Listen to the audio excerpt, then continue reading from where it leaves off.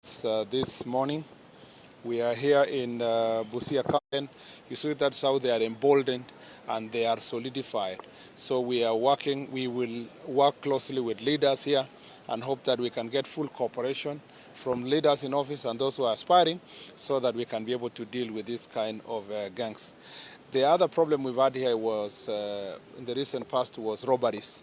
Again, there were very serious robberies that were being undertaken by criminals that were working together from Kenya and Uganda, smuggling guns from across the border and carrying out robberies in places like Siaya, all the way up to Trans Nzoia.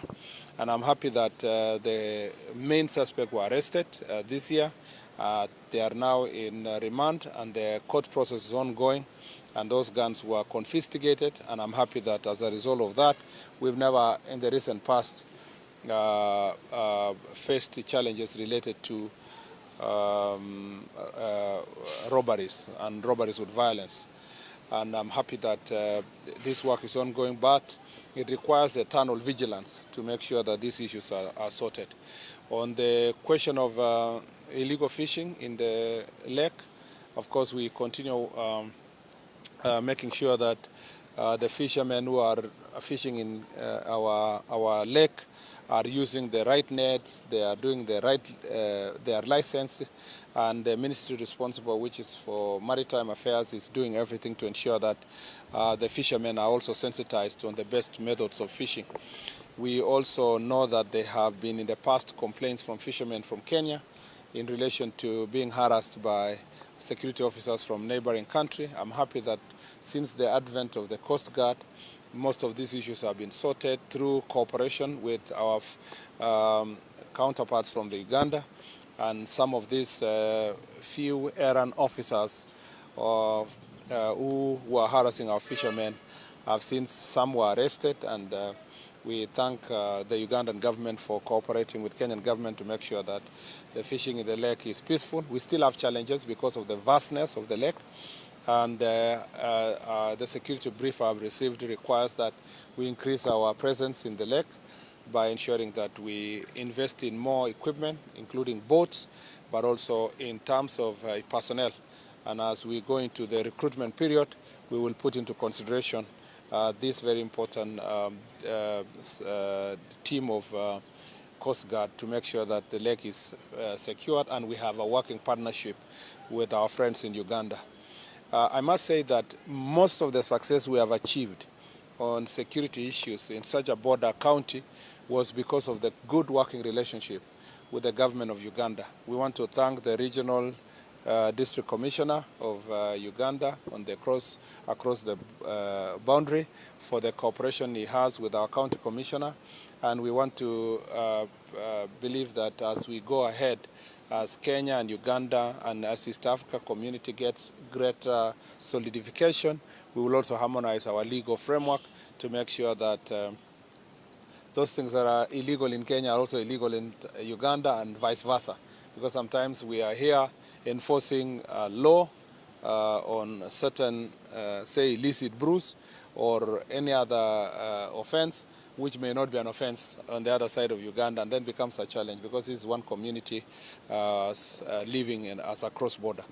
Other than that, there is a major working relationship. There is a good working relationship in our interagency, which includes KEBS, it includes KRA, Immigration Department, and all these parties are helping us to make sure that there is proper enforcement so that Kenyan government does not lose revenue by smuggling of goods, and also smuggling of contrabands does not harm the people of Kenya, especially substandard goods and counterfeits that are going to injure the business and businessmen, businesswomen, and businesses of Kenyans and Ugandans as such.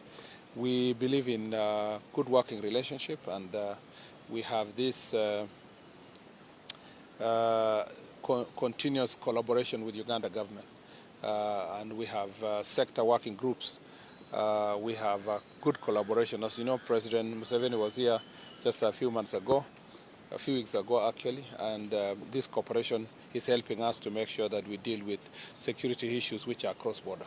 Thank you very much. I will take 3 questions. Yeah, so introduce yourself and then start from here. Mimi naitwa Yaya from Radio Jambo. Tuko na tetesi kwamba tuko na wanajeshi wa Jubaland katika taifa la Kenya. Labda kama waziri wa usalama ndani tuko na hilo swali. I think hiyo swali ya kuhusiana na security kwa Mandera nadhani tungeweka maanani zaidi leo mambo ya hapa Busia, lakini kwa sababu ni border, unajua kwamba mambo ya border security ni mambo ambayo tunashughulikia pamoja kama multi agency,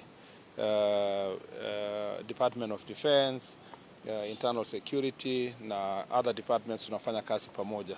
Kwa hivyo pahali ambapo tukiwa na shida yoyote ya border, haswa mambo ya Al-Shabaab ambayo tunapambana nayo, na pia Somalia ikiwa na shida, tumekuwa na refugees wengi wa kutoka Somalia pale Dadaab. Tumekuwa pia na watu wengi wanatoroka kama vita ikizidi upande wa Somalia, watu wengi huwa wanatorokea Kenya, na mara nyingi wengine wanarudishwa, wengine pia wanakuwa assessed kuona kwamba wataishi namna gani, lakini hakuna policy ya Kenya ya kusema tutakuwa na askari ya Somalia ama whether regional ama ni national ambayo itafanyia mambo ya vita upande wa Kenya. Kama kuna watu wa kutoka Somalia ambao wako katika upande wa Kenya, si kwa mwaliko wa taifa la Kenya, ni kwa sababu pengine wanatoroka sababu zao za kivita, na investigations ya security itahakikisha kwamba wote wanakuwa accounted for na wanasaidiwa kurudi salama kwa sehemu ambazo wanatoka, ili kuhakikisha kwamba nchi inakaa salama. So mara nyingi, si kwa mara moja tu, mara nyingi vita ama malumbano ikizidi upande wa Somalia, utaona watu wanatorokea upande wa Kenya, na hiyo kutorokea kwao hapa si kwa mwaliko wa Kenya, ni kwa sababu wanatafuta usalama, na wakati wanatokezea inaleta pia changamoto kwa wananchi, lakini hiyo yote inatekelezwa kwa njia ambayo inafaa kuhakikisha kwamba mtu yoyote mwenye ako Kenya bila idhini anarudishwa katika nchi yao. Kwa hivyo hakuna wasiwasi kwa haya mambo yote ambayo unasikia huko Mandera, na ni shida ambayo tutakuwa tunakabiliana kila wakati, na sio Somalia peke yake. Ndugu zetu majirani wakiwa na shida yoyote, tutakuwa tunakabiliana na shida kama hizo, kwa sababu wengine watatorokea upande huu, na lazima tukue na njia mwafaka ya kuhakikisha kwamba wanarudi salama makwao. Na kwa sababu sisi hatuna vita na mtu yoyote, tulikuwa na vita yetu ni dhidi ya mambo ya terrorism ambayo ina affect nchi yetu. Wale ambao wanatoroka kwa sababu wanatafuta usalama, tunawarudisha pia kwa upole, kwa sababu hawana vita na sisi. Tunatafuta njia ya kuwarudisha na kuwaelekeza sehemu za nchi yao kwa njia inayofaa, na hiyo neno nataka niseme kwamba our security teams kwa nchi mzima wanashughulikia hiyo. Hakuna wasiwasi yoyote ambayo inabidi, na ninawaomba viongozi wote kutoka sehemu za Mandera na sehemu zingine tuendelee kushirikiana vile tumekuwa tukishirikiana. Milango ya serikali ni wazi kujadiliana vile tunaweza kusaidiana. Iwapo kuna mtu kutoka nchi jirani ametorokea sehemu yetu, kuna njia mwafaka ya kurudisha ambayo haitaleta uhasama kati yetu na nchi jirani, na pia haiwezi kuumiza mwananchi wa Kenya. I'll take it, don't worry. You don't need to fight over it. So because we had said it's 3 and you are the only lady, you will be the last one. Okay. Yes. Now, there was a court order yesterday which was... Maybe it's good to introduce yourself. My name is Joseph Wabuje, yeah. TV47. Yeah.